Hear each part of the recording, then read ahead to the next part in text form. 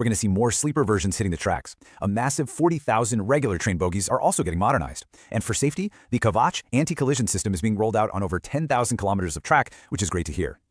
And in defense, it's not just about guns and tanks anymore. It's all about technology. There's a new scheme to promote deep tech, basically encouraging startups to build the really futuristic stuff. Think AI-powered drones and next-gen cyber warfare tools. It's all part of that bigger Atmanirbhar Bharat or self-reliant India mission. So now let's circle back to those core pillars we talked about earlier, our people and our planet. This next part covers everything from farming and jobs for the youth to the future of our energy. For farmers, the big themes are modern tech and self-sufficiency. You know how nano-urea was a success? Well, now, a new, efficient fertilizer called Nano-DAP is being rolled out across the country. There's also a new mission for oilseeds, with the goal of cutting down our dependence on imported cooking oil. And for the blue economy, there's a huge boost for fish farming, with 5 new integrated aquaparks on the way.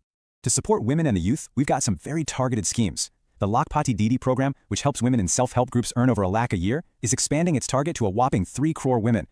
For young people, a new corporate Mitra scheme is being launched to train them for jobs in smaller cities. And remember that massive 1 lakh crore tech fund that was announced? Well, the first round of money from that is finally going out this year.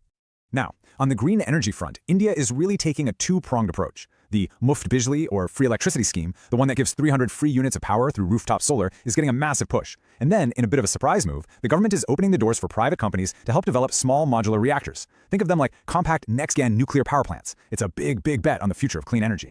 Okay, so we've covered all the big headlines, but now for my favorite part, the little details that a lot of the news reports might have glossed over. Let's take a look at some of the interesting things hidden in the fine print. Here's one for all the gamers out there.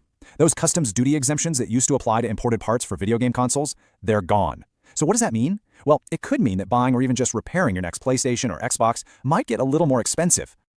And check this out, a totally new way to invest. The government is planning to monetize its office buildings using something called a REIT. Now think of it like this. It's kind of like buying a share in a company, but instead of a company, you're buying a tiny piece of a whole portfolio of government buildings, and you get to earn a share of the rent they collect. Pretty fascinating, right?